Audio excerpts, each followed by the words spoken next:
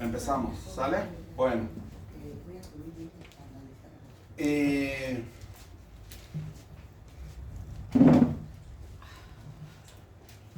Daniel 4:35 dice de la siguiente manera: todos los habitantes de la tierra son considerados como nada. Así nos ve el Señor, mis hermanos. Así nos ve el Señor. Toda la tierra, cualquier gobierno, cualquier presidente, cualquier potencia mundial, los chinos que ahorita están arrasando, todos, el Señor los ve como nada. Y aquí lo importante dice, Él hace según su voluntad. No hay nadie que le diga qué hacer al Señor. Él hace según su voluntad en el ejército del cielo y en los habitantes de la tierra, y no hay quien detenga su mano y le diga qué haces. Así es. Cuando nosotros leemos este versículo lo podemos entender porque nosotros ya hemos estudiado acerca de la soberanía de Dios. ¿Qué es la soberanía de Dios? Que Dios hace lo que Él quiere, cuando Él quiere, como Él quiere, a quien Él quiere, y nadie le puede decir nada. El Señor hace, su voluntad es santa, es soberana, pero es una voluntad santa. Nosotros lo podemos entender, mis hermanos, porque nosotros ya lo hemos estudiado, ya entendemos acerca de la soberanía de Dios. Entonces, este versículo nos habla de que tenemos un Dios soberano, que nadie le puede decir nada a Él, Él hace según sus designios. Que el mismo Dios es soberano porque Él es creador, y a la vez de ser creador, acuérdense, Dios en el principio creó el cielo y la tierra, Él es creador, y aparte de todo, Él es el sustentador de todo el universo. Amén. Si Dios se desentendiera de su creación, explotaría y se desintegraría, ¿no? Sería un caos. Aún la misericordia de Dios se manifiesta ahí. Y entonces, mis hermanos, nosotros al conocer a Dios de esta manera, como lo venimos estudiando en el Padre Nuestro, esto es continuación del Padre Nuestro que ya tenemos por lo menos 2 semanas anteriores que hemos venido estudiando lo que es el Padre Nuestro. Nosotros podemos decir ahora, como en primera de Juan 5:14, dice, esta es la confianza que nosotros tenemos en Él, en el Señor, que si nosotros pedimos alguna cosa conforme a su voluntad, Él nos oye.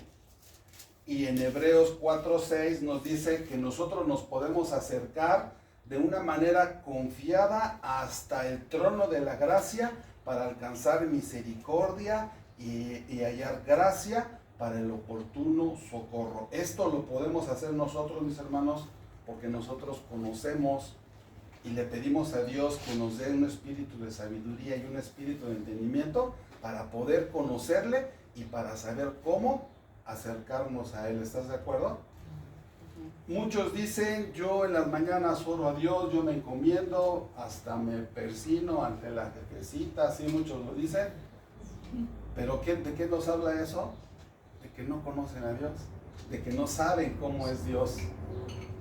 Los paganos, los incrédulos, los gentiles, bueno, no los gentiles porque el pueblo gentil éramos nosotros, los paganos, los incrédulos, oran y hacen oraciones inadecuadas porque tienen un concepto inadecuado de Dios. Para poder orar a Dios adecuadamente necesitamos conocer a Dios adecuadamente. ¿Estás de acuerdo? Por eso es el estudio de la palabra. Por eso nosotros iniciamos estudiando los atributos de Dios, continuamos estudiando lo que era la salvación, después el Espíritu Santo y ahora la oración. ¿Para qué? Para saber cómo nosotros nos podemos acercar a Dios, cómo nos podemos acercar a Dios, cómo podemos confiadamente acercarnos a Dios para hallar oportuna socorro para nuestras vidas. Los religiosos, la gente que no conoce a Dios, lo hace con fórmulas religiosas. Por ejemplo, el Padre Nuestro. El mismo Padre Nuestro que nosotros estamos estudiando, que tiene una gran profundidad, y ni con estos 3 temas que vemos el día de hoy, y ni con otros 100 temas más que diéramos, podríamos alcanzar a entender la profundidad de este. No es una oración que Jesús les enseñara, es más como como un machote, como una guía, como un señalamiento hacia cómo debiésemos orar. No es que tengas que orar el Padre Nuestro y repetirlo 80,000 veces para que tus pecados sean perdonados. Es una guía que el Señor Jesús le da a sus discípulos para que nosotros de ahí entresaquemos cosas, y el Padre Nuestro puede significar 1000 cosas diferentes para cada uno de nosotros. No es un talismán, no es un rezo mágico, no es nada que tenga poderes por sí mismos, que yo incluso me confieso, y cuando era joven hasta traía una estampita en mi cartera con una oración. No es eso, no es tenerlo pegado en mi casa. Eso no es el Padre Nuestro. El Padre Nuestro fue solamente una guía que el Maestro les enseña a sus discípulos para decirles, indicarles cómo deben de orar, pero es nuestra obligación meternos y escudriñar en las profundidades de esa enseñanza. Aunque yo lo repita 1000 veces, nada va a suceder. Y déjenme decirles, mis hermanos, ¿cuánto tiempo nosotros hemos orado a Dios pidiéndole cosas sin conocerle verdaderamente? Tenemos 5, 10, 15, 20, 30, 40, 50 años de cristianos, y aún así hay muchísimas cosas que no entendemos acerca de cómo acercarnos a Dios y cómo pedirle a Dios, y específicamente hablando del Padre Nuestro. ¿Estás de acuerdo? La revelación de Dios es progresiva. Gracias a Dios ahora tenemos un mejor entendimiento de lo que significa una relación con Dios y de lo que significa el Padre Nuestro. Por eso lo estamos haciendo. Entonces, ¿cuántas veces nosotros hacíamos oraciones, mis hermanos, sin conocer verdaderamente a Dios? Cristianos de muchos años. En el Padre Nuestro, nuestros hermanos nos han enseñado que encontramos varias peticiones. La primera, la que habla de Padre Nuestro, santificado sea tu nombre, o sea, exaltar el nombre de Dios, pedir que su reino venga a nuestras vidas. La tercera sería, hágase tu voluntad en mi vida. La cuarta, pidiéndole al Señor por nuestras necesidades físicas, hablando de la cuestión material, el alimento diario, ¿no? El pedirle al Señor que Él perdone nuestras ofensas, de lo cual nos habló nuestro hermano Juan hace 8 días, y ahorita vamos a retomar un poco más de eso. Voy a hacer ahí un agregado nada más a lo que ellos han enseñado. Y la enseñanza que hoy nos ocuparía un poco más sería la de no nos metas en tentación y líbranos del mal. Nuestro hermano Rafa nos enseñó las primeras 3 peticiones que Jesús hace, que Jesús les enseña a sus discípulos. Tienen que ver con Dios, con su gloria, con que Él establezca su reino. Y las otras 3 o 4 que ahorita vamos a ver, tienen que ver con nosotros, de nuestra relación, la relación de nosotros con Dios. ¿Estás de acuerdo, mi hermano? Eso es lo que hemos visto. Estamos haciendo como una pequeña recapitulación de lo que hemos estado estudiando. Primeramente, Dios debe de ser honrado. Y solamente le pueden honrar sus hijos, los que conocemos a Dios. Un inconverso no puede honrar a Dios de ninguna manera, mi hermano. No puede ni siquiera acercarse a la presencia de Dios. Y cuando nosotros vemos el Padre Nuestro, algo bien importante que por lo menos a mí me ha quedado bien claro, es que en la oración, en ese acercamiento que nosotros tengamos con Dios, nosotros no somos nada delante de Él. Él es el centro, Él es el epicentro, Él es lo más importante de la oración. El Padre Nuestro comienza dándole gloria a Dios y termina dándole gloria a Dios. Nosotros en el Padre Nuestro reconocemos su grandeza, su santidad, su soberanía, y reconocemos que nosotros no somos nada, porque le estamos pidiendo que nos perdone, le estamos pidiendo que nos provea, y al hacer todo esto, nosotros estamos reconociendo que nosotros por nosotros mismos no podemos hacer nada.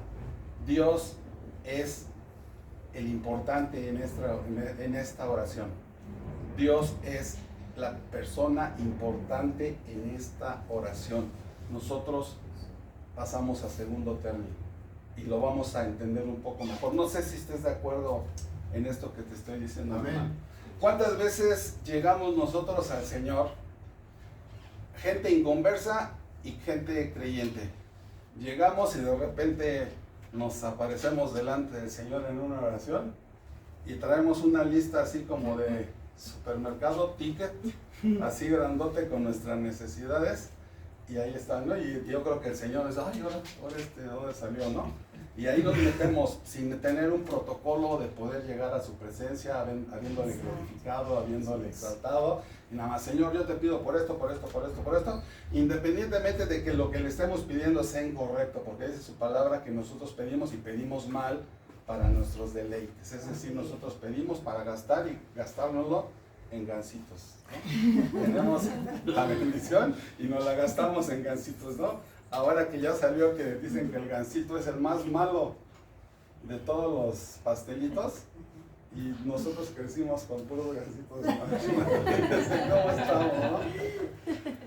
Se volvió una broma muy común, ¿no? Esa es la del hijo pródigo, que dame todo lo que es mío y fue y se lo gastó en gansitos, ¿no? Por decir algo, ¿no?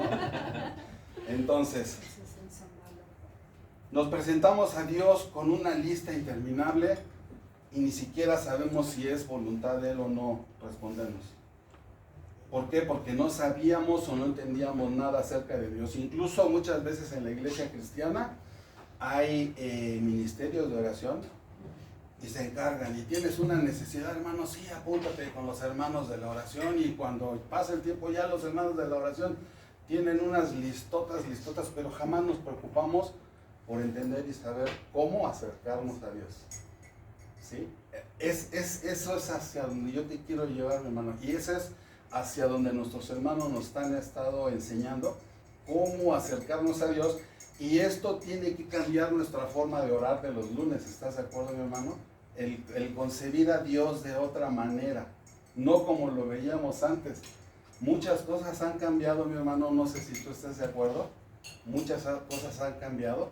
Desde que comenzamos a reunirnos, empezamos a aprender y empezamos a ver a Dios de una forma diferente a como la veíamos hace muchos años, ¿es cierto?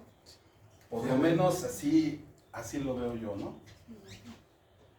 Padre nuestro, Mateo 6:9, me parece que es, ¿no? Mateo 6:9. A Dios se le conocía. Voy a hacer una recapitulación o unos agregados ahí a lo que ya nuestros hermanos nos han enseñado y afirmando algunas cosas, ¿no?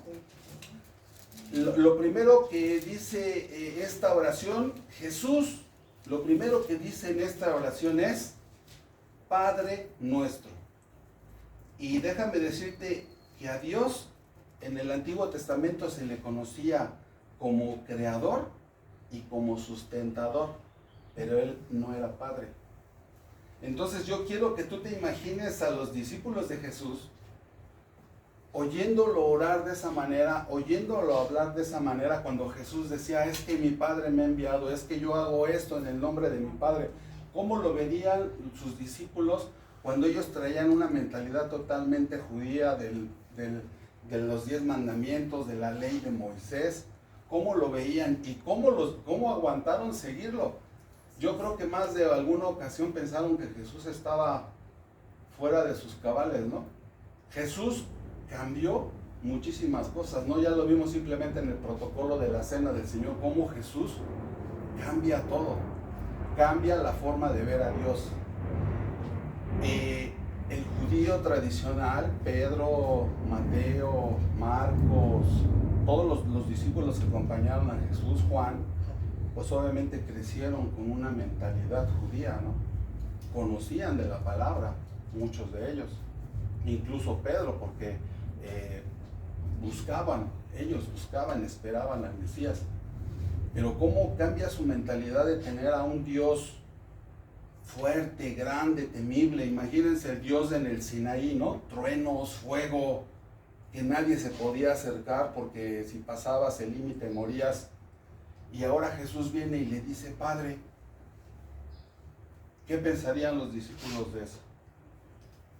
En Isaías 9:6, no lo busques, yo te lo leo, dice, porque un niño nos es nacido, hijo nos es dado, y el principado sobre su hombro, y se llamará su nombre admirable, consejero, Dios fuerte, Padre eterno. Estaba profetizado, Padre eterno, príncipe de paz, pero no era padre. ¿Quiénes llamaban los judíos a quienes llamaban padre? ¿Se acuerdan? Nosotros tenemos por padre a Abraham. O sea, para ellos su padre, los patriarcas, Abraham, Isaac, Jacob, eran los padres, ¿no? Nunca decían Dios es mi padre. Entonces Jesús viene a cambiar esa mentalidad de un Dios lejano, de un Dios fuerte, temible, poderoso, ahora a la figura de un padre, ¿no? Juan 8:39 dice, respondieron y dijeron, nuestro padre es Abraham. Y Jesús les dijo, si fuesen hijos ustedes de Abraham, las obras de Abraham harían. Entonces ni siquiera Abraham es su padre. Ustedes son de su padre, el diablo. Ese sí es su padre. Por las obras que ustedes hacen, ese sí es su padre. Entonces, vean la diferencia, ¿no? Hijos del diablo, hijos de Dios. Jesús, en el Nuevo Testamento, Jesús da esa revelación. Cuando Jesús camina en la tierra, dio a conocer el nombre de Dios como Padre. Él constantemente hablaba a sus discípulos. Y después de la resurrección, el Señor envió un mensaje a sus discípulos y les dijo, a los que les llamó hermanos, les dijo, subo a mi Padre y a vuestro Padre. O sea, es mi Padre, pero también es su Padre. Subo a mi Dios y a vuestro Dios. Juan 20:17. O sea, Jesús después de resucitado dice, voy a mi Padre, que también es su Padre, a mi Dios, que también es su Dios. Y de esa manera nos pone a nivel de Él, de tener el mismo Padre y de tener el mismo Dios. Jesús cambia esa idea. Yo jamás lo había entendido así, mi hermano. Lo que pasa que, yo en lo personal, pues no traemos esa cultura judía, ¿verdad? Traemos otra idea. Pero imagínense el choque de tener que aprender y de tener que ver tantos años de haber trabajado y esforzado por cumplir una ley que era rígida y en la forma de dirigirte a Dios, y de repente viene Jesús y sabes que todo eso no sirve, ahora vamos a verlo de esta manera. Pues es totalmente un cambio, ¿no? Un cambio que implicó que tuvieses mucha disposición para poder hacerlo, ¿no? Ibas en contra de la cultura, ¿no? Ibas en contra de la cultura. Efesios 1:3, bendito sea el Dios y Padre de nuestro Señor Jesucristo, que nos bendijo con toda bendición espiritual en los lugares celestiales en Cristo. Solamente hay una referencia, pero no es específicamente de que habla como Padre. Salmo 103:13 dice, como el Padre se compadece de los hijos, se compadece Jehová de los que le temen. Pero se está refiriendo a que Él tiene misericordia como un Padre, no precisamente diciéndole, yo soy su Padre, ¿no? ¿Sí? Es hasta el Nuevo Testamento en donde Jesús habla. Y voy a mencionar algunos ejemplos más porque me parece importante. Juan 11:41, y esto es en el contexto de la resurrección de Lázaro. Jesús frente a la tumba de Lázaro y dice, alzando los ojos a lo alto, dijo, Padre, gracias te doy por haberme oído. Yo sabía que siempre me oyes, pero lo dije por causa de la multitud que está alrededor, para que crean que tú me enviaste. Levantó su mirada al cielo y se dirigió a Dios como su Padre. Dijo, Padre. Mateo 27:38 dices, entonces, esto es cuando lo están crucificando, entonces crucificaron con él a dos ladrones, uno a la derecha y otro a la izquierda, y los que pasaban le injuriaban, meneando la cabeza y diciéndole, tú que derribas el templo y en 3 días lo reedificas, sálvate a ti mismo. Si eres hijo de Dios, o sea, ellos ya se habían enterado que Jesús andaba diciendo que él era hijo de Dios. Si eres hijo de Dios, desciende de la cruz. Jesús nunca negó que el Dios Altísimo fuera su Padre. Y más adelante en ese mismo texto, en el versículo 43, le dicen, confío en Dios, líbrele ahora si le quiere, porque ha dicho, soy hijo de Dios. O sea, Jesús afirmaba que era hijo de Dios. Y en el versículo 54, ya después de que muere Jesús, viene un temblor, el cielo se oscurece y demás, el centurión y todos los que estaban con él, todos ellos dijeron, verdaderamente este era hijo de Dios. Tenía a Dios por Padre, ¿sí? Tenía a Dios por Padre. ¿Hasta ahí vamos, mi hermano? Amén. En Mateo 4:3, alguien más sabía que él era hijo de Dios. Dice, y vino el tentador, ya sabemos quién es el tentador. Mucho ojo con esta palabra, el tentador ahorita es una de las palabras que vamos a estudiar. Si eres hijo de Dios, o sea, tú andas diciendo que eres hijo de Dios, a ver, si eres hijo de Dios, di que estas piedras se conviertan en pan. Y después en el versículo 5, más adelante, el diablo le llevó a la ciudad y le puso sobre el pináculo del templo y le dijo, si eres hijo de Dios, a ver si es cierto que eres hijo de Dios, aviéntate y Dios va a enviar a los ángeles. O sea, el diablo sabía quién era Jesús. Y por eso lo quería tentar y por eso lo quería matar, ¿no? Entonces Jesús cambia esta idea, este concepto del Dios grande, del Dios temible, del Dios del Sinaí, de los 10 mandamientos, por la de un Padre cercano. Y podríamos decir, como lo dice creo que en Gálatas, un Padre muy cercano, mucho más cercano de lo que nosotros a veces nos podemos imaginar. Mucho más cercano de lo que nos podamos imaginar. Abba Padre. Abba Padre es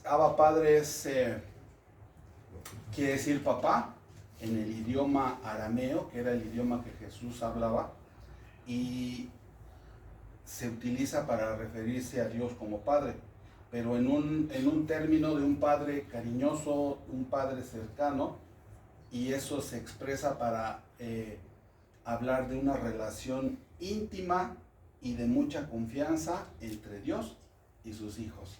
Abba Padre. Él es nuestro Padre, mucho más cercano de lo que nosotros nos imaginamos, mucho más íntimo de lo que nosotros nos podamos imaginar. ¿Sí? Ese es un agregado que yo quería dar. Pero Abba Padre, Padre cercano, Padre de mucha confianza, pero sin perder nunca la perspectiva de que Él es el Dios alto, sublime, creador del universo, soberano, y que yo soy creación de Él.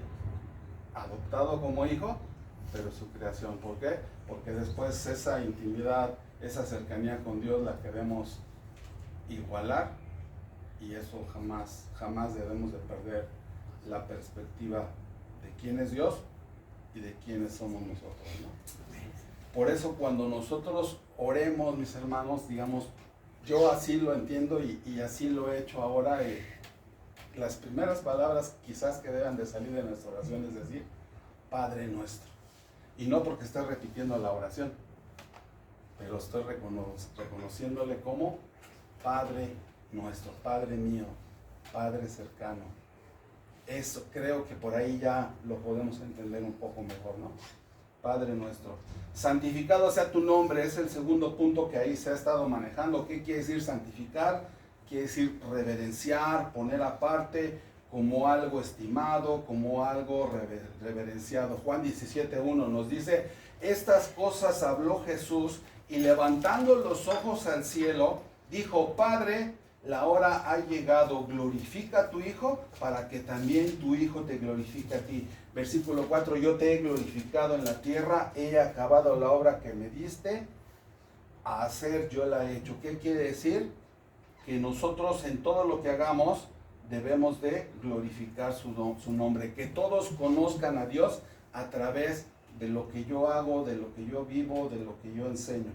Elías, el profeta, cuando estaba frente a los sacerdotes de Baal, levantó su vista al cielo y acompáñame, mi hermano, está muy interesante ese texto. Primera de Reyes 18:36. Primera de Reyes 18:36. ¿Qué hizo Elías? Aparte de que se rió un rato de los profetas de Baal, de los sacerdotes de Baal, vamos a ver qué es lo que al final hizo y que nosotros debemos de hacer cuando estemos haciendo las cosas para el Señor. Primera de Reyes 18:36. Dice el versículo 36, cuando llegó la hora de ofrecer el holocausto, recuerden que los profetas de Baal habían hecho un holocausto y oraron a su Dios y hasta se laceraban, hicieron ahí, yo creo que hasta como una misa satánica, vudú, invocaron y hicieron todo lo que tú te puedas imaginar, todo lo que la gente hace y practica en estas épocas, aunque nosotros no lo veamos. Invocaron al diablo abiertamente, probablemente hasta hablaron en lenguas demoníacas y haber sido horrible lo que hicieron ahí, pero su Dios jamás les contestó. Y el que les decía, pues háblele, a lo mejor está dormido, háblele, no sea que esté ocupado, esté en otra cosa. O sea, se burló de ellos, ¿no? Y después, cuando ya le tocó hacer el sacrificio a él, versículo 35, dijo, el 36, perdón, cuando llegó la hora de ofrecer el holocausto, se acercó el profeta Elías y dijo, aquí es para darle la gloria a Dios, Dios de Abraham, Dios de Isaac y Dios de Israel. Sea hoy manifiesto que tú eres Dios en Israel y que yo soy tu siervo y que por mandato tuyo yo he hecho todas estas cosas. Respóndeme, Jehová, respóndeme para que conozca este pueblo que tú, oh Jehová, eres el Dios y que tú vuelves a ti el corazón de ellos. ¿Y qué sucedió? Entonces cayó fuego de Jehová y consumió el holocausto, la leña, las piedras, el polvo y aún lamió el agua que estaba en la zanja. Viéndolo todo el pueblo se postraron y dijeron, Jehová es el Dios, Jehová es el Dios. Que todos sepan que tú eres el Dios de Israel. Eso es lo que nosotros debemos de buscar, mis hermanos. Que todos sepan que la gloria sea para Él. Que la gloria sea para Él. Ese debe de ser el fin de todas nuestras oraciones, mis hermanos. Que el nombre de Dios sea glorificado. Padre nuestro que estás en el cielo, santificado sea tu nombre. Te voy a contar algo rápidamente. Entre el pueblo judío de esa época existía mucho fanatismo. De hecho, el nombre de Jehová era casi era prohibido mencionarlo. Solamente mencionaban lo que se conoce como el tetragramatón, la letra YHWH, pero tú no eras digno de mencionarlo. Cuando un escriba estaba apuntando el nombre de Dios y llegaba a esa parte en donde tenía que escribir el nombre de Dios, iban y se daban un baño porque tenían que estar limpios para poder escribir ese nombre sagrado y con una pluma especial escribían ese nombre. Y 2 renglones más abajo volvía a aparecer el nombre de Dios, pues se volvían a ir y se volvían a bañar y así de santificado, de sagrado era el nombre de Dios. Rayaban en el fanatismo religioso, sabemos que eso no aplica. Dios busca otras cosas, no precisamente estas cosas, ¿no? Pero así de sagrado y llegó el momento en que se convirtió en algo innombrable, en algo místico, en algo, y sabemos que no es así, ¿no? Dios es un Dios cercano a nosotros, ¿no? Venga tu reino. Implica, si yo le pido a Dios que venga su reino a mi vida, pues, ¿qué va a tener que suceder? Que el reino que estaba ahí gobernando, pues va a tener que salir, ¿no? O sea, que mi voluntad sea quitada y que sea establecida la voluntad de Dios. No puede haber 2 reinos, no puede haber 2 reyes. Dios es un Dios fuerte y celoso. No comparte su gloria con nadie.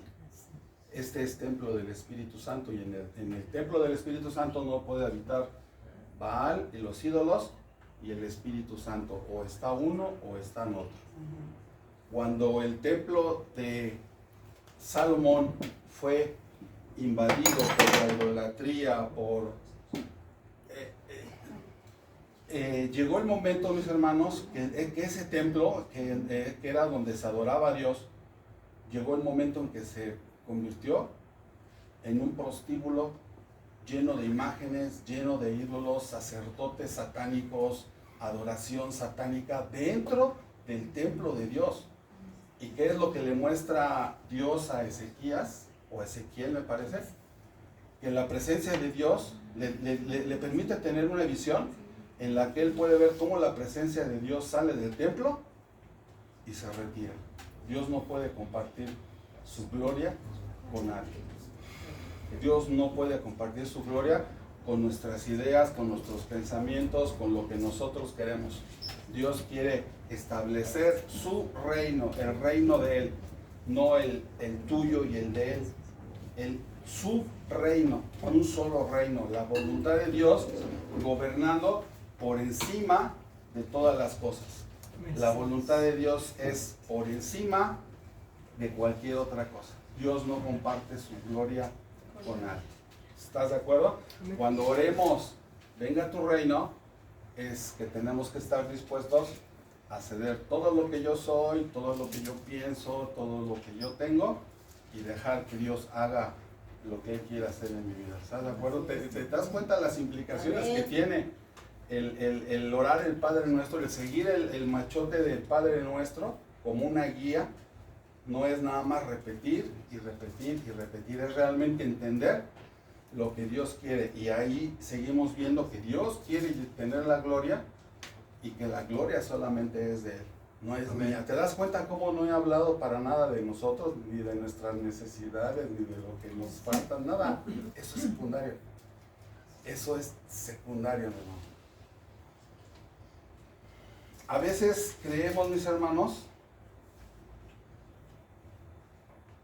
que tener mucha fe en Dios es declarar, como han enseñado en muchos lugares, confesar, arrebatar. Ay, yo tengo fe y yo declaro.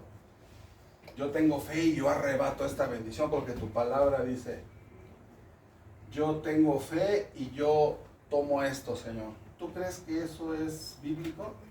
Cuando Dios nos está diciendo que esperemos en Él, que confiemos en Él. Esta es una doctrina totalmente satánica, el de creer que yo puedo reclamar al Dios Altísimo, ya lo vimos, la posición que tiene Dios y la posición que yo tengo, que yo pueda declarar, exigir o pedirle algo. Jamás, eso es diabólico, mi hermano. Ya lejos de rayar en la ignorancia del conocimiento de Dios, raya en lo diabólico, ¿no? Raya en algo que hasta da miedo pensar en algo así, ¿no? No puedo reclamar, no puedo exigir nada. Dios me va a dar en su soberanía y en su voluntad lo que Él quiera, cuando Él quiera, como Él quiera y porque Él quiera. Y si no le place, no me dará nada. Y yo puedo arrebatar, hacer berrinche, arrastrarme, patalear y hacer todo lo que quiera, pero no me va a dar nada. No se trata de berrinches. Y a veces creemos que eso es tener fe. ¿Ustedes creen que eso sea tener fe? Más bien es tener un desconocimiento de lo que realmente es Dios, ¿no? Eso es a lo que nos han estado llevando estas enseñanzas, mis hermanos, a conocer un poco más el pan nuestro de cada día, pidiendo el pan físico, el alimento físico. Tenemos un Dios que se complace en que le pidamos, pero también tenemos un Dios que espera que nosotros dependamos totalmente de Él, que le veamos como un Dios proveedor. Jehová Jireh. Abraham, a punto de sacrificar a su hijo, le dijo, no te preocupes, Señor proveerá. Uno de los nombres de Dios, Jehová Jireh. Jehová es mi proveedor. El Señor es mi pastor, nada me faltará, dice su palabra, ¿no? El Señor es mi pastor, nada me faltará, confiando en que Él es nuestro proveedor. y que cada día nos va a proveer del pan necesario, mi hermano. Y quieres ver un ejemplo de cómo Dios es proveedor, échate una leidita por ahí en el Éxodo, ese creo que es el Génesis o Éxodo, en donde el pueblo de Israel por 40 años anduvo en el desierto y nunca le faltó el alimento. Ya nos habló mi hermano Juan de él. Nunca se le gastaron sus zapatos, su ropa no se desgastó. Y cada mañana cuando ellos salían, encontraban que ya había descendido un maná del cielo, el cual se alimentaban, y que ellos no podían guardar porque para el otro día ya no servía.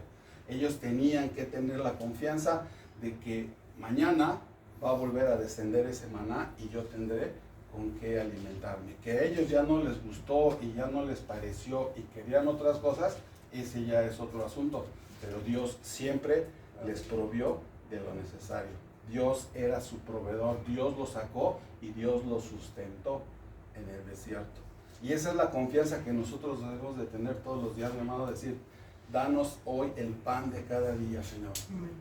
Yo confío en que tú me vas a dar la bendición del día de hoy. Porque hay otros que dicen, no, Señor, pues ya de una vez dame la de todo el mes o la de todo el año, ¿no? De una vez para que se vaya juntando y se vaya acumulando. ¿Qué le pasaba al maná? Se echaba a perder, ¿no? Ya no servía para, se llenaba de gusanos. Se llenaba de gusanos y ya no servía, ¿no? Entonces, ese es la confianza que nosotros debemos tener. Perdona nuestras deudas. Aquí ya entra implica las necesidades que yo tengo delante de Dios. La necesidad física, pero también el reconocer que tengo la necesidad de perdón. Perdón por parte de Dios primeramente para que yo pueda perdonar. ¿Por qué? Porque nosotros diariamente fallamos, diariamente ofendemos, diariamente pecamos. Algunas veces conscientemente, otras veces inconscientemente, pero dice su palabra, que si nosotros confesamos nuestros pecados delante de Él, Él es fiel y justo para perdonar nuestros pecados y limpiarnos de toda maldad. Y primera de Juan 2:1 dice, si alguno hubiere pecado, si alguno hubiere fallado, tenemos a Jesús, que es un abogado justo. Nosotros de lo que sí tenemos necesidad y podemos pedir a Dios es que nos perdone. ¿Te das cuenta, mi hermano, cómo no se trata de lo que realmente yo necesito, sino lo que realmente necesito, pero desde más adentro, más profundo, que es el perdón, y que como nos lo enseñó mi hermano Juan, eso puede ser un estorbo en nuestras oraciones para que esta oración pueda llegar delante de Dios. Y nos decía mi hermano Juan que esto era como proporcional, que según lo que yo perdone, Dios me va a perdonar. Si yo no perdono, pues tampoco Él me va a perdonar. Si yo realmente perdono, realmente tendré el perdón de Dios. Y como un agregado, Mateo 18:21, se acerca Pedro, nuestro amigo Pedro le dice al Señor, ¿cuántas veces debo de perdonar a mi hermano? Señor, ya entendí que debo de perdonar. Pero ¿cuántas veces debo de perdonar a mi esposa? Que diario me hace enojar. ¿Cuántas veces, Señor? Y Pedro le dice, 7, como nos lo han enseñado los maestros. ¿Y qué le dijo Jesús? No te digo que solamente 7, te digo hasta 70 veces 7. O sea, el perdón no debe tener un límite. El perdón que Dios nos dio a través de Cristo Jesús fue infinito. No tiene un límite. Mateo 18:35 nos enseña que nosotros debemos de perdonar de todo corazón. Jesús hablando, perdonar de todo corazón. Sí, ya te perdoné, pero ya lo perdoné y ya no le hablo. Eso no con perdón, ¿verdad? O finjo que ya te perdoné, ya no quiero problemas, pero pues ya la relación se fracturó. Hablando de la esposa, el esposo, hablando de un hermano en la iglesia, hablando de un familiar, hablando de esto es en general, ¿no? Efesios 4:32, perdonándonos unos a otros, ¿cómo debe de ser nuestro perdón? Como Dios también los perdonó en Cristo. Perdónense unos a otros, así como Dios nos perdonó a través de Cristo. Así debe de ser tu perdón. Así debe de ser tu perdón, mi hermano.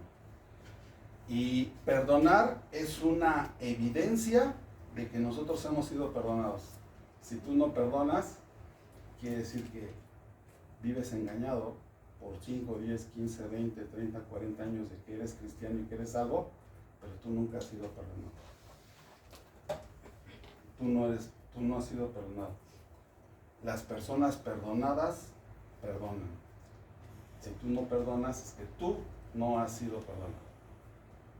Y lo más importante de esto es que nosotros no tenemos esa capacidad. Dios nos capacita para perdonar. ¿Sí? Entonces, mucho ojo, hay que reflexionar acerca de todo esto, ¿no? Hay que reflexionar, ¿no? ¿Sí? Nos ponemos de pie un minutito, mi hermano, nos estiramos tantito. Afuera el calorcito nos está ahí, muévase un poquito más. Se vale moverse un poquito. Tómese un poquito de agua. Muévase un poquito. El calor está agobiante en todos lados, En todos lados, en la noche. Está tremendo el calor. Pero bueno, nos movemos un poquito y ya retomamos nuestro tema, ¿no? ¿Sale?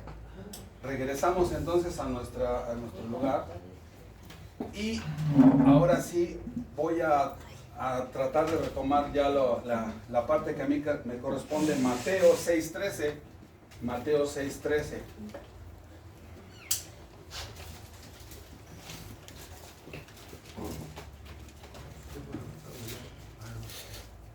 Mateo 6:13.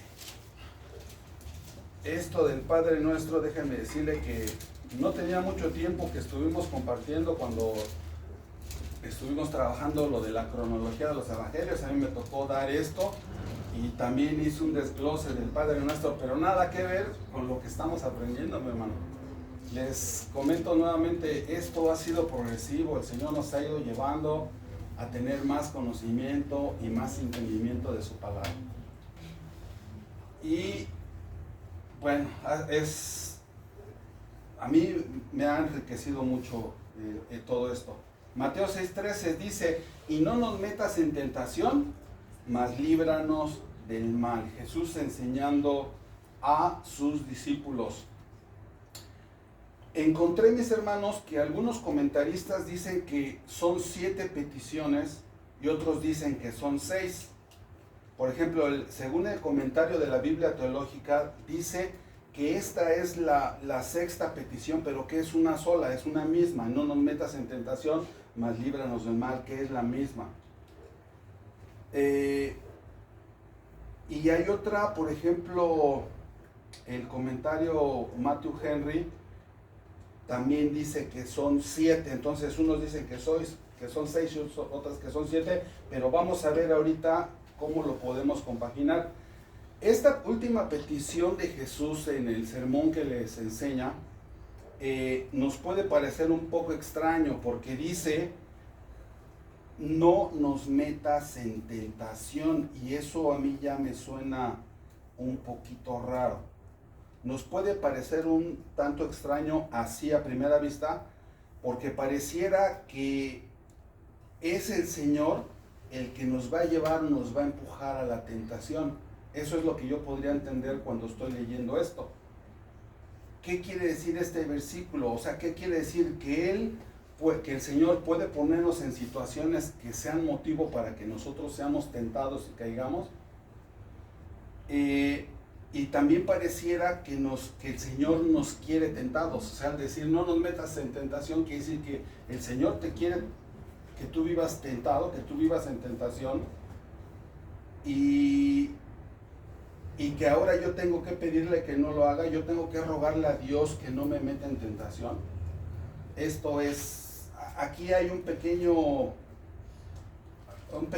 error, pero vamos a ver ahorita, mi hermano. Lo importante es ahorita que veamos la palabra que traduce tentación para que nosotros podamos entender esto mucho mejor. Claro, aquí en lenguaje sencillo dice, Y cuando vengan las pruebas, no dice tentación. Ahí, para allá vamos, mi hermano. Para allá vamos, exactamente.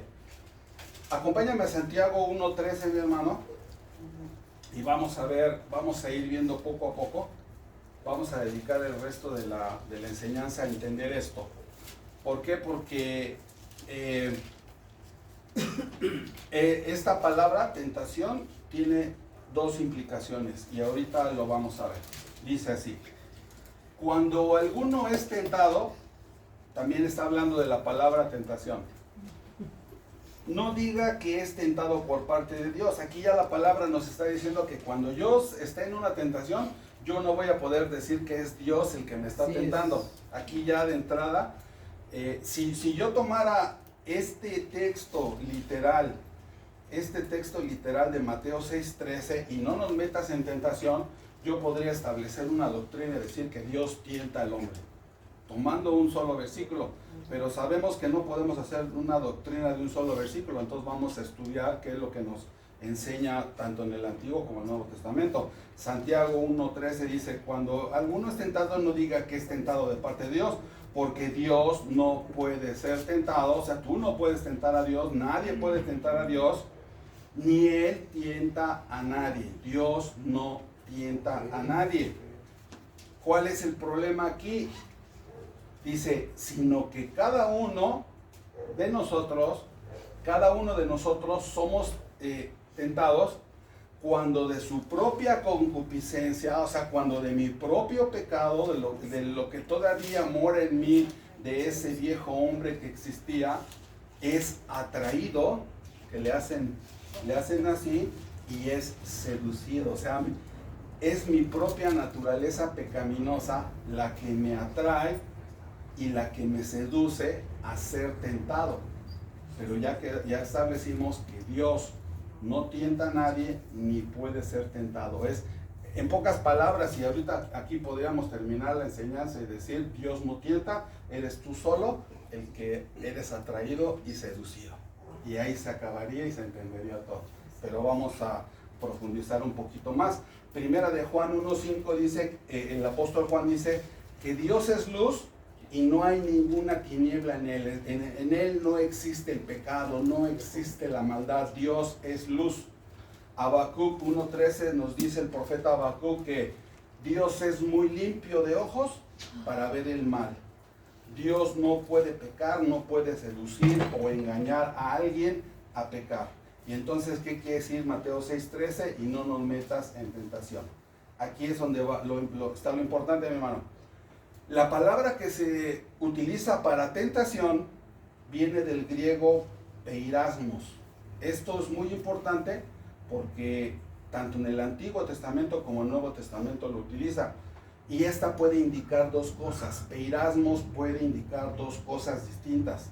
Tentación, como se traduce aquí en Mateo 6, y puede indicar tentación y puede indicar prueba.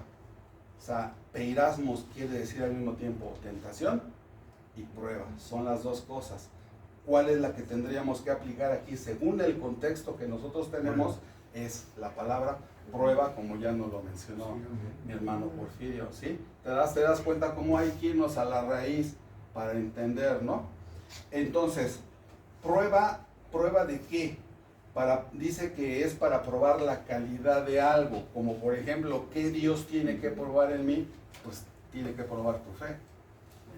Por ejemplo, ¿no? Entre otras cosas, Dios tiene que probar tu fe. Esta palabra, mi hermano, peirasmos, aparece 21 veces en la Biblia. 12 ocasiones se menciona con la palabra tentación y en otras 2 la palabra es prueba. Y en otras 7 ocasiones, prueba en el sentido de tribulación, angustia o dificultad. ¿Cómo la voy a aplicar? Ya te lo dije, hay que revisar el contexto del texto, ¿no? Esta prueba puede ser orquestada por Dios para poder determinar la calidad de mi fe, no porque Dios no sepa si yo tengo fe o no tengo fe. Es para que tú sepas si realmente tienes fe o no la tienes. Dios sabe, Dios lo conoce, Dios conoce el final desde el principio, pero Él quiere que tú te des cuenta en dónde estás fallando. Un ejemplo de todo esto es, por ejemplo, el caso nuevamente de nuestro amigo Pedro. Dice Pedro, aunque todos te nieguen, Señor, yo jamás te negaré. ¿Cuántos de nosotros hemos dicho esto? Aunque todos te nieguen, yo jamás te negaré. Y ya sabemos lo que le sucedió a Pedro, ¿no? Cantó el gallo 3 veces y negó al Señor. ¿Por qué? Porque Pedro se creía autosuficiente, se creía que él podía hacer las cosas sin Dios, se creía que él podía enseñarle al maestro, se creía que él era autosuficiente y no era así. ¿Cuántos de nosotros no pensamos lo mismo? ¿Y cuántos de nosotros no hemos negado al Señor en algún momento, en alguna ocasión, consciente e inconscientemente, porque nos conviene o porque no nos conviene, por no quedar mal, por no hacer esto, por no hacer aquello, y lo hemos hecho? Y es ahí donde Dios está probando lo que hay en nuestro corazón. La prueba Dios le envía a sus hijos con el propósito de revelar lo que hay en ellos. Génesis 22:1 es un ejemplo de los que yo les mencionaba ahí, que dice, Dios probó a Abraham. Y ese probar es la misma palabra peirasmos. Dios probó a Abraham. Acompáñame, Génesis 22:1, la podemos encontrar fácilmente. Dios probó a Abraham. Ahí podría haber cabido la palabra Dios tentó a Abraham, pero por el contexto yo voy a aplicar la otra acepción que es probó, ¿no? Y ya sabemos cómo lo probó. La primera prueba que Abraham tuvo fue la de decirle, deja tu tierra y tu parentela y sal, y Dios le creyó. Entonces dice, Dios probó a Abraham, Dios, la palabra peirasmos, y salió. Ahí fue la primera prueba que Abraham tuvo. Y Abraham le respondió, heme aquí, aquí estoy, Señor, estoy dispuesto, tengo fe a lo que tú me estás diciendo y voy a ir. Y si me acompañas a Hebreos 11:17, volvemos a encontrar la misma palabra, peirasmos, y Hebreos 11:17 nos dice lo siguiente. ¿Lo tenemos? Hebreos 11:17, fue probado, o sea, peirasmos, y ofreció a Isaac. Dios probó a Abraham y ofreció a Isaac. Ahí está la palabra, mis hermanos, más claro en el agua. Por la fe, Abraham, dice el texto, cuando fue probado, ofreció a Isaac, y el que había recibido las promesas ofreció a su unigénito. Entonces ahí está, fue probado. La palabra utilizada ahí es peirasmos. En Santiago 1:2 nos dice, tened por sumo gozo. Si lo buscas, mi hermano, también es importante que lo chequemos. Santiago 1:2 nos dice lo siguiente, hablando al pueblo cristiano que estaba en prueba, que estaba en tribulación, nos dice lo siguiente, tengan por sumo gozo, alégrense cuando os halléis en diversas pruebas. Y ahí está otra vez la palabra peirasmos. Pruebas, peirasmos, ¿sale? Dios quiere revelar lo que hay en nuestros corazones. Vuelvo a repetir, no es que Él no lo sepa, es que nosotros necesitamos saber realmente en qué está fundamentada nuestra fe. ¿Tu fe está fundamentada sobre la roca o está fundamentada sobre la arena? Que cuando vengan las olas, cuando venga el viento impetuoso sea derribado, o tu fe está fundamentada sobre la roca, que aunque venga lluvia, permanezca. Eso es lo que Dios quiere ver, en qué estás fundamentando tu fe. ¿Sí? Amén. Amén. No es que Dios no conociera lo que había en el corazón de Abraham. Lo que Dios quería es que Abraham se diera cuenta hasta dónde llegaba su fe. No es que Dios no sepa lo que hay en tu corazón en este momento. Dios quiere que tú sepas hasta este momento, después de 1, 2, 10, 15, 20 años, si realmente tu fe está fundamentada en Él. todos nosotros, les decía yo hace rato a mis hermanos, tenemos lo que se llama el síndrome de Pedro.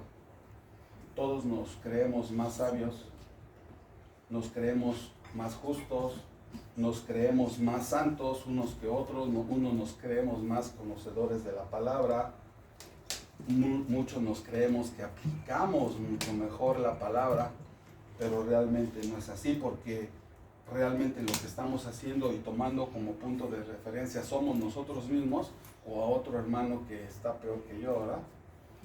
Y eso pues realmente, ¿cuál debe de ser nuestro parámetro? Jesús, ¿no? Amén. Jesús. Entonces dice el Señor orquesta pruebas para poner en evidencia las debilidades y puedas mostrarnos Él las grietas, las deficiencias de carácter que cada uno de nosotros tenemos. Entonces, Mateo 6:13, esta frase, y no nos metas en tentación, yo encontré así como mi hermano Porfirio. ¿Nos puedes volver a leer la definición? Mateo 6:13. Y aquí tengo otras dos paráfrasis para que podamos entender qué es lo que mejor quiere decir esta frase de Mateo 6:13. Adelante, mi hermano. Mateo 6:13. ¿Completo? 6:13, 13 todo. Sí, adelante. Dice así, y cuando vengan las pruebas, no permitas que ellas nos aparten de ti y líbranos del poder del diablo. Ok, ahí la palabra clave que él menciona es las pruebas, ¿no? Y cuando vengan las pruebas, tentación ya quedó hecho a un lado. En la Biblia teológica viene esta probable traducción, dice esto podría entenderse mejor así, dice, es probable que aquí signifique, no dejes que enfrentemos circunstancias difíciles que nos tienten a pecar. La voy a leer nuevamente. No dejes que enfrentemos circunstancias difíciles que nos tienten a pecar. Y en el comentario bíblico, Matthew Henry dice, y no nos sometas a una prueba dura, sino líbranos del maligno. O sea, esto hablan los comentaristas que de repente hay cosas ahí en la Biblia, en nuestra Biblia Reina Valera, no que esté mal, sino que no fue la mejor traducción que pudieron haber hecho. ¿Sí me explico? La inerrancia de la Biblia no hay pie de discusión, ¿no? Lo que sucede es que a lo mejor de repente no fue la mejor traducción que podíamos tener, y a veces a lo mejor en una Biblia parafraseada, en otra Biblia, se pudiera entender un poquito mejor. Eso es todo. No hay, es que entonces la Biblia está mal, no tampoco pensemos esto. Entonces, mi hermano, después de que nosotros oramos para ser librados de la culpa del pecado cuando yo no he perdonado, ahora tenemos que orar para que Dios nos libre del peligro del pecado. Aunque Dios no tienta directamente a los creyentes, en ocasiones sí los lleva a vivir situaciones que los ponen a prueba. Por ejemplo, tenemos el ejemplo más claro, Mateo 4:1, Jesús fue llevado al desierto. Dice que fue impulsado, prácticamente fue empujado por el Espíritu al desierto para ser tentado. ¿Por quién? Por el diablo. Por el contexto, ahí sí puedo utilizar la palabra peiramos, pero ahora con la acepción tentación. ¿Sí se dan cuenta? Sí, amén. ¿Te dan cuenta? Porque el diablo sí te tienta.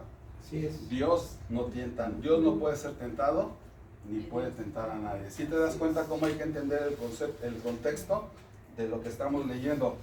Otra persona que fue tentada, pero que Satanás tuvo que ir a pedirle permiso a Dios para poderlo tentar, en el caso de Job, pero Dios no fue el que lo tentó. Dios permitió que pusiera a prueba su fe. ¿Sí? Primera de Pedro 1:6 nos dice que los creyentes inevitablemente, mis hermanos, esto quizás no te va a sonar muy bonito, y eso es lo que niegan en Pare de Sufrir, y que la prosperidad, y yo arrebato, y yo empujo, y yo pataleo, que ahora sí se va a llamar la nueva iglesia que va a salir. Sería bueno, ¿no? La caricatura. Inevitablemente vamos a sufrir pruebas y dificultades, pero como ya lo leímos, debemos tenerlo por sumo gozo. Sí, amén. Dice primera de Pedro 1:6, aunque ahora por un poco de tiempo, si es necesario, tengáis que ser afligidos en diversas pruebas. O sea, aquí no te está diciendo que tú no tienes por qué sufrir. Si Cristo ya sufrió en la cruz, tú no tienes por qué sufrir. Si Cristo ya padeció, tú no tienes por qué padecer. ¿Eso es lo que dice la Escritura? No dice eso, dice, ahora por un poco de tiempo, si es necesario, tengáis que ser afligidos en diversas pruebas. Primera de Pedro 4:12, amados, no se sorprendan del fuego de la prueba que les está viniendo, como si alguna cosa extraña les aconteciese. Ay, ahora ya me pasó esto, y ahora mi familiar, y ahora qué pasa conmigo, ahora Dios ya la agarró conmigo, ya que me suelte. No se sorprendan del fuego de la prueba, como si algo extraño les aconteciera, sino ¿qué debemos de hacer en la prueba? Gozarnos por cuanto somos partícipes de los padecimientos de Cristo. ¿Para qué? Para que también en la revelación de su gloria, cuando el Señor venga y reparta galardones y den los premios, miren, aquí hay algunos que no se van a llevar nada, no se van a llevar nada cuando sean los galardones. Mira, hermano, ya me vi ahí con mi diadema en la época de Pablo, en las olimpiadas que corrían, les daban su corona de laurel, que era de ganador, de vencedor. Y esa es la corona que está reservada para nosotros. Pero a algunos no les va a tocar. No los quiero espantar, no los va a ver. ¿Por qué? Porque están dormidos, están distraídos, están haciendo otras cosas. Y pues no se vale, ¿verdad? Santiago 1:2 nos dice, hermanos míos, tened por sumo gozo cuando os halléis en pruebas, sabiendo que la prueba, a ver, los espero mis hermanos, porque esto es bien importante. Santiago 1:2. Santiago 1:2.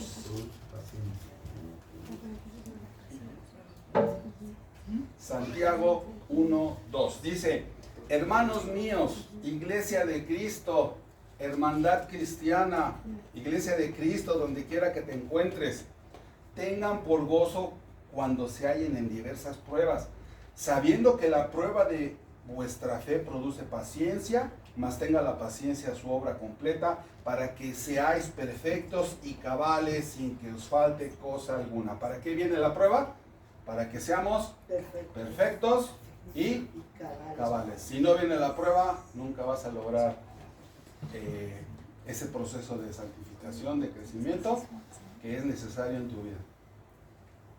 ¿Para qué la prueba? Para que seamos perfectos y cabales. Si lo quieres subrayar ahí, mi hermano, los creyentes no deben de orar para que se les presenten estas situaciones. Van a llegar solas, mis hermanos. Debemos de orar nosotros para ser librados de ellas. Eso es lo que quiere decir Mateo 6. Señor, líbranos, líbranos. Ya que las adversidades y las tentaciones,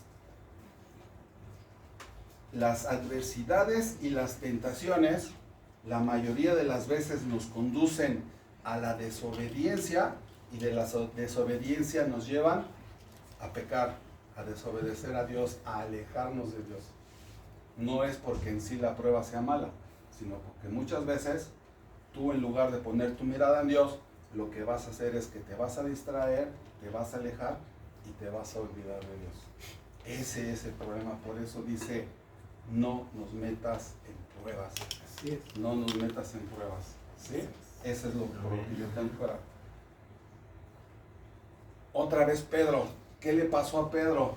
Pedro dijo, no, Señor, aunque todos se escandalicen de ti, yo no te dejaré. Y en Lucas 22:40 dice que cuando Jesús llegó al monte, al jardín, ayúdenme mis hermanos, en donde el Getsemaní, llegó al Getsemaní, se acercó a Pedro y les dijo, oren para que no entren en tentación. ¿Qué hizo Pedro? En lugar de orar, se quedó dormido. Y la prueba ya venía sobre él, ya le habían dicho, Simón, Simón, el enemigo te ha pedido para zarandearte. Ya estaba avisado. A muchos de nosotros nunca nos avisan. No nos avisan, ya nada más cuando vemos que ahí va el agua. Así, ¿no? A Simón le avisaron, le dieron chance. Pero segunda de Pedro 2:9 nos dice: ¿sabe el Señor librar de tentación a los piadosos? Aunque tú estés en la prueba, el Señor te libra. Más bien nuestra oración, cuando estamos en esta parte, mi hermano, del Padre Nuestro, nuestra oración más o menos podría ser algo así: Señor, líbranos de ser tan autosuficientes, líbranos de no tener la humildad necesaria, de creer que yo puedo más de lo que creo. No me metas en tentación como las de Pedro, donde yo tenga que ser probado en mi incapacidad. Señor, mejor permíteme vivir más dependiente de ti, Padre, más humilde, reconociendo que dependo de ti y que sin ti no soy nada, que separado de ti no puedo hacer nada. Más bien eso es lo que tendríamos que reconocer. ¿Te das cuenta cómo necesitamos de Dios en cada momento? Que no se trata de nosotros, bueno, que sí se trata de nosotros, pero por la necesidad que tenemos de que Dios nos sostenga. ¿Qué pasaría si viene una prueba, una tentación y Dios no está con nosotros? Inmediatamente caemos, mis hermanos. Inmediatamente a Dios echaríamos a perder toda la obra que Dios ha hecho en nuestra vida. Esta palabra, peirasmos, también podríamos decir que se refiere a todo aquello que intenta llevarnos al pecado. La propensión de nuestra corrupción interna, mi hermano, lo que hablábamos hace rato cuando dice que nosotros mismos somos seducidos, en nuestra concupiscencia somos seducidos, en nuestra corrupción interna, a las seducciones del mundo y a las sugerencias de Satanás. ¿Qué es una tentación? Una tentación es una seducción al mal. Cualquier cosa, camino o condición que tenga la fuerza o la eficacia de seducirte, de atraer tu mente, tu corazón hacia algo que no sea Dios, hacia algo que sea la desobediencia, o más bien algo que no sea la obediencia que Dios requiere de ti, eso es una tentación. Si hay algo que te pueda distraer, mi hermano, sea humano, sea físico o sea material, si hay algo que te distraiga, eso es una tentación, que tenga la capacidad de que tú te olvides de Dios por poner tu atención en otra cosa. Santiago 1:13 nos dice: cuando alguien es tentado, es el versículo que leímos hace rato, no diga que es tentado por Dios, porque Dios no puede ser tentado por el mal, ni Él tienta a nadie, sino que cada uno de nosotros somos tentados cuando nuestra propia concupiscencia es atraído y seducido. ¿Qué es una concupiscencia? Sentir un deseo o un exceso de deseo por algo que no es grato a Dios. Puede ser cuestión sexual, cuestión material, cuestión... Esa es tu concupiscencia. Cuando hay algo más fuerte, algo que, un impulso que no puedes controlar y que no es grato a Dios. Así es. Ahora, no es lo mismo ser tentado que pecar. Tú puedes ser tentado, pero tú tienes la decisión si pecas o no pecas. Pecar es cuando nosotros cedemos y nos dejamos arrastrar por esa seducción. Pero hay una bienaventuranza en eso, mi hermano. Santiago 1:12 nos dice: bienaventurado, dichoso, 3 veces bendecido el varón que soporta la tentación, porque cuando haya resistido la prueba, recibirá la corona de vida que Dios ha prometido a los que le aman. Otra vez los galardones. Proverbios 7:2 nos dice: guarda mis mandamientos y vivirás, y mi ley, guarda mi ley como la niña de tus ojos. Proverbios 3:1 dice: hijo mío, no te olvides de mi ley. Juan 14:15: si me amáis, guardad mis mandamientos. Ahí está el antídoto contra toda prueba, contra toda tentación. Contra toda prueba y toda tentación. bienaventurado el varón que soporta la tentación. No dice que el que no es tentado, o sea, no dice que haya alguien que esté exento o que no vaya a ser tentado. Todos, de alguna manera, en algún momento, en el tiempo de Dios, cuando Él lo decida, Dios enviará a ti una prueba. Recuerda que a través de la prueba somos perfeccionados. ¿Sí? Si no hay prueba, no vas a poder ser perfeccionado. La intención de Satanás, ya lo sabemos, él es el padre de mentira. Él viene para hurtar, matar y destruir. Él viene para hurtar, matar y destruir. A ver. Ya le moví aquí. Permítame un segundo, hermano.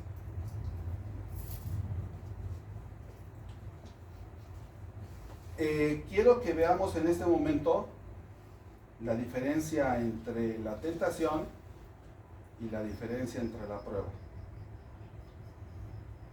Diferencia entre tentación y la prueba. Podríamos decir que esto es como la anatomía de la tentación. Para empezar, la tentación tiene como base el engaño. La tentación que Satanás va a traer a tu vida tiene como base el engaño. Todo lo que él te diga siempre va a ser a través del engaño. Y el objetivo que él tiene es que tú caigas. Así es. Y la prueba es orquestada por Dios, pero tiene como, bueno, es una verdad, pero el objetivo que él tiene es que tú crezcas y te fortalezcas. ¿Te das cuenta cómo estamos del lado contrario? La tentación es para que tú caigas y la prueba es para que tú crezcas. La tentación siempre va a venir en un papel brilloso, como de regalo, con un moño muy bonito, grandote, como a ti te gustan los regalos grandotes, pesado. Ay, ese regalote, ¿no? No, en una cajita chiquita o en una caja que diga iPhone 18, ¿no? Así, ay, te vas a emocionar. Brilloso, brilloso. Así viene la tentación, hermano. Y entonces nosotros cedemos a eso que brilla, cedemos a eso que nos gusta, que nos llama desde nuestra corrupción interna. Lo deseamos, parece bueno. Sansón cayó ante los encantos de Dalila y Eva cayó ante los engaños de la serpiente cuando le dijo, no te va a pasar nada, mira, pruébalo. Y ella vio que era agradable a la vista, ¿sabes? Entró por los ojos, el engaño, la mentira, verdades a media o medias mentiras o medias verdades, ¿no? A nuestra alma, mis hermanos, aunque no lo queramos reconocer, nos encanta todavía y todavía somos seducidos por esas cosas. Por eso hace hincapié los apóstoles en la palabra de hablarnos de esto. Lo que no nos gusta de esto pues, son las consecuencias. Obviamente todos queremos pecar, todos queremos las cosas, pero no queremos asumir las consecuencias que vienen con todo esto. El enemigo sabe cómo somos nosotros, él conoce nuestra naturaleza. El diablo, cuando Jesús fue al desierto, dice que pasaron 40 días y que Jesús tuvo hambre. Y aquí la pregunta que nos podríamos hacer, ¿por qué Satanás no vino a tentarle en el día 1, en el día 5, en el día 10, cuando no tenía hambre? ¿Por qué se esperó hasta que tuviera hambre? Porque sabía que bajo esa debilidad de algo, una necesidad, Jesús podía ceder ante la mentira que él le iba a aventar, ¿no? Eso es lo que nos pasa. La tentación, vuelvo a repetir, llega a través del pensamiento. Debemos de sacarla rápidamente antes de que hagan ido. Por ahí nos mencionaba, ¿no? un comentario que yo puedo permitir que que un pájaro llegue al árbol. ¿Cómo decía Rafita esa frase? De Martín Lutero. Martín Lutero. Que no puedes evitar que los pájaros se posen en el árbol, pero sí puedes evitar que hagan nidos. No puedo evitar que el pájaro llegue al árbol, pero sí podemos evitar que ese pájaro haga un nido, ¿no? Y hay árboles, no sé si ustedes los han visto, por ahí por la Deportiva, Ciudad Deportiva es una zona muy arbolada, y cuando se mueven los pájaros, así, tremendo, no se ven, están muy escondidos entre las ramitas, pero cuando se mueven, y así es en nuestra mente, en nuestro corazón, en nuestros pensamientos. ¿Cuántos pájaros no tendremos ahí haciendo nido? No los vemos, o no se ven desde allá, ¿no? Pero ahí están haciendo nido, ¿no? Haciendo nido los pájaros. Dice la palabra, 40 días en el desierto Jesús estuvo y vino la tentación. Y ya sabemos que Él lo logra vencer.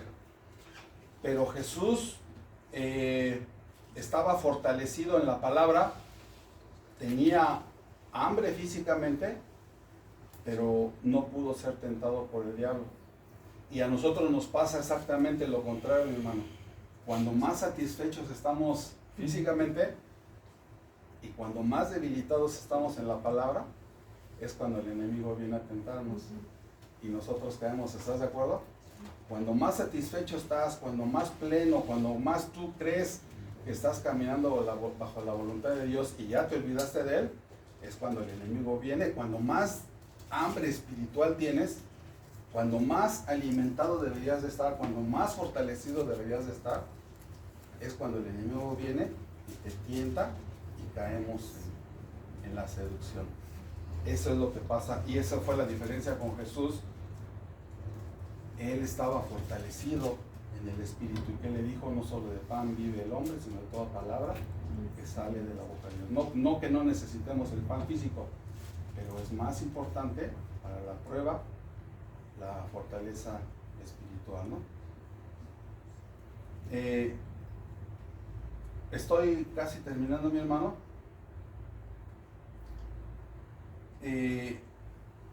Primera de Corintios 10:13 nos dice que el Señor siempre va a dar una salida, un escape. Junto con la tentación, el Señor dará la salida para que podáis escapar. Junto con la tentación, ahí si aplicamos la palabra peirasmos, dice junto con la prueba, el Señor dará la salida para que podáis escapar. Ahora déjame decirte, la palabra nos enseña que no hay una tentación que vaya a llegar a nuestras vidas, no hay una prueba que vaya a llegar a nuestras vidas sin que ésta antes haya sido hecha como un traje a tu medida, ¿sí? El Señor te tomó las medidas para que sea una prueba hecha a tu medida. Nunca le va a mandar la misma prueba a Felipe que a Arturo, nunca le va a mandar la misma prueba a una hermana que a otro. Va a ser una prueba hecha a tu medida, a tu talla de zapatos, a tu talla de cuello, de acuerdo a tu fe, de acuerdo a tu conocimiento, de acuerdo a tu constancia. Dios es el que en su soberanía y en su misericordia va a tomar todo eso. Dios, dijimos entonces, no tienta a nadie. Acompáñame a Primera de Corintios 22:31. Dios no puede ser tentado ni tienta a nadie, pero Dios es soberano y en cada una de esas pruebas Dios está en total y absoluto control de lo que sucede. Tú nunca estás solo. ¿Cuál cita? Primera de Corintios 22:31, dije. Sí. Primera de Corintios 22:31. Ay, Señor, es que yo ya no puedo. No, Primera de Corintios 22:31. Llega al 16. Llega hasta el 16. ¿Será segunda? Probablemente, a ver, ¿sí? ¿Me lo checas? No, tampoco. Bueno, Tienes una más extendida. lo leo como lo tengo aquí, ¿no? Señor, es que yo ya no puedo, ya no aguanto, esto ya sobrepasa mis fuerzas, siento que voy a desfallecer. Y dice aquí, no les ha venido ninguna tentación, ahí aplico la palabra peirasmos, ninguna prueba que no sea humana. Pero fiel es Dios que no les dejará ser probados más de lo que puedas resistir. 10:13. A ver, 1 Corintios 10:13. Lo vamos a leer. Sí, que ya lo habías dicho. ¿Sí? Entonces, otra vez hablando de la fidelidad de Dios, de la prueba hecha a mi medida. A nadie nos gustan las pruebas, a nadie nos gustan los exámenes. Recordemos desde que íbamos a la escuela, a nadie le gusta hacer un examen, a nadie le gusta hacer una prueba. Dice, no les ha sobrevenido ninguna tentación que sea humana. Pero nos habla aquí de la fidelidad de Dios, el Dios fiel, que no les va a dejar ser probados más de lo que ustedes puedan resistir, sino que dará también juntamente con la tentación la salida para que la puedan soportar. ¿Sí, mis hermanos? Estamos conscientes de lo que viene, pero sabemos que Dios está con nosotros. Nuevamente, el antídoto que nos da la palabra para resistir las pruebas y las acechanzas del diablo es una alimentación diaria y balanceada de la palabra de Dios, como nos decía nuestro hermano Juan, rica en palabra, rica en salmos, rica en evangelios, una alimentación rica en el conocimiento de la palabra de Dios. ¿Con qué limpiará el joven su camino? También lo mencionó mi hermano, con guardar su palabra.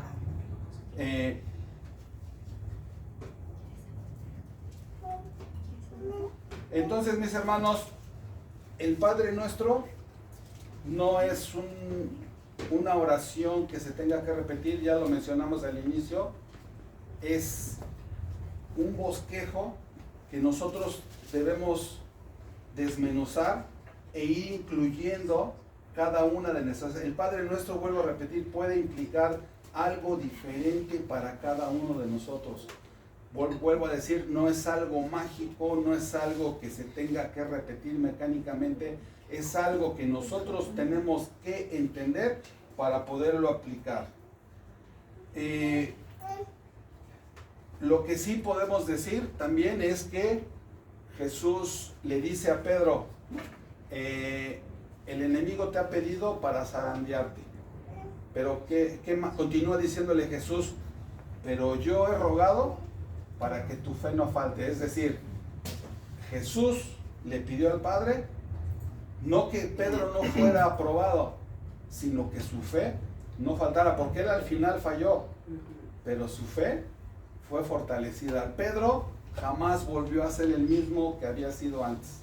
Recordemos, el Pentecostés se levanta con una actitud totalmente diferente, a hablar con denuedo la palabra de Dios.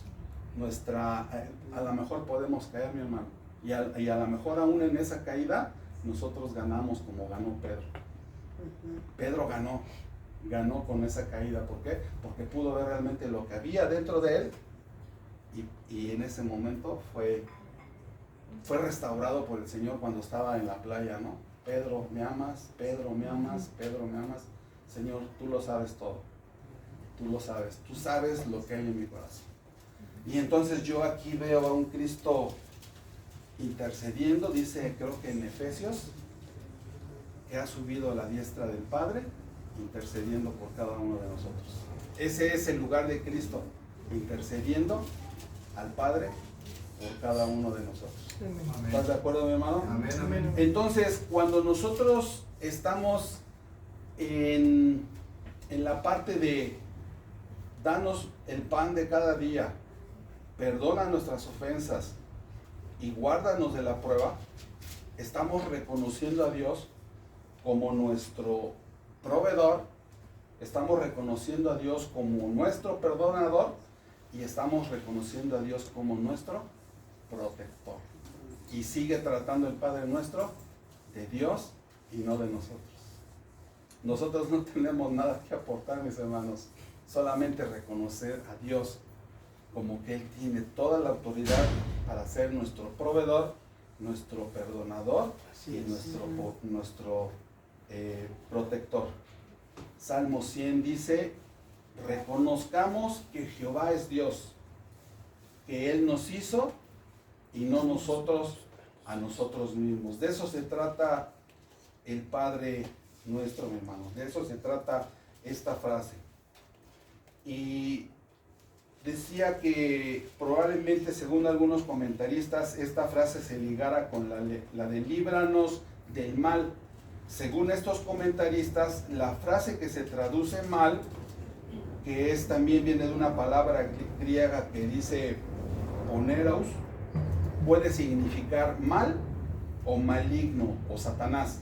Es decir, dice: líbranos de Satanás, líbranos del malo, líbranos del diablo, ¿sí? Esa es la forma en que lo podríamos entender. Algo que nos debe de quedar bien claros es que Satanás, su objetivo es, ya lo dijimos, hurtar, matar, destruir, que es adversario del hombre, y que lo que él busca es destruirnos. Nunca subestimarlo, sobreestimarlo, porque él no es más poderoso con Dios. Él ni siquiera podría ser contrincante de Dios, pero tampoco lo subestimemos de que él no puede hacer nada en contra de nosotros. Es un ser malvado y su misión es destruirnos a nosotros y destruir su iglesia. Y por último, mis hermanos, quiero comentarles solamente como un dato curioso. La última frase del Padre Nuestro, que dice: porque tuyo es el reino y el poder y la gloria por todos los siglos, amén. Pareciera ser que esto es un agregado de los copistas que escribieron la Biblia. Cuando nosotros estudiamos la cronología del Evangelio, nos encontramos que el último capítulo de Juan podía ser un agregado que no escribió el apóstol Juan, sino que pudo haber sido alguno de sus discípulos que hizo ese agregado del último capítulo. Pero lo único que quiero yo resaltar aquí es que esta frase, porque tuyo es el reino y el poder y la gloria por los siglos, amén, no tiene nada, teológicamente hablando, no tiene nada malo. Al contrario, es una exaltación a Dios, una doxología que habla acerca de la gloria de Dios. Y por último te voy a mencionar este texto, Primera de Crónicas 29:11. Esto seguramente de ahí lo pudo haber tomado este copista. Dice: tuya es, oh Jehová, la magnificencia y el poder, la gloria, la victoria y el honor, porque todas las cosas que están en los cielos y en la tierra son tuyas. Tuya, oh Jehová, es el reino y tú eres excelso sobre todos. La riqueza y la gloria proceden de ti y tú dominas sobre todo. En tus manos está la fuerza y el poder, y en tus manos el hacer grande y dar poder a todos. Recuerda solamente lo que dice Romanos: porque de Él, por Él y para Él son todas las cosas. A Él sea la gloria por los siglos de los siglos. A Él sea la gloria de eternidad en eternidad. A Él sea la gloria por siempre y por siempre. Esto es de lo que trata esta frase que nos habla el Padre Nuestro: porque tuyo es el reino, el poder y la gloria. Iniciamos alabando el nombre de Dios y terminamos alabando el nombre de Dios por la eternidad y por la eternidad por siempre. De eso se trata el Padre Nuestro, hermano, de alabar y de bendecir el nombre de Dios, de reconocerle a Él. No somos nosotros. A ti, Señor, sea la gloria, solamente a ti, no a nosotros, dice el Salmo. A ti, Señor, sea la gloria. Bendito Dios, te damos gracias, Padre, Padre nuestro, Señor. Ahora te vemos diferente, Señor, como nuestro Padre celestial. Te damos la gloria y la honra en este día, y que siempre sea así, Señor, en todo lo que hagamos, Señor. Que si vivimos, para ti vivamos, Señor, y que si morimos sea para ti, Señor. Sea que vivamos o que muramos, somos tuyos, Señor. Gracias, Padre. Bendice esta palabra, séllala en el corazón de mis hermanos, que sea de bendición, de edificación, Señor. Y Padre, bendecimos tu nombre, Señor, porque seguimos aprendiendo, seguimos conociéndote más cada día, Señor, acerca de lo que tú eres. Gracias, porque ahora nuestras oraciones serán más eficaces, serán más certeras, con un mayor conocimiento Y lo importante aquí es, Señor, que tu nombre sea exaltado y glorificado. En el nombre de Jesús. Amén.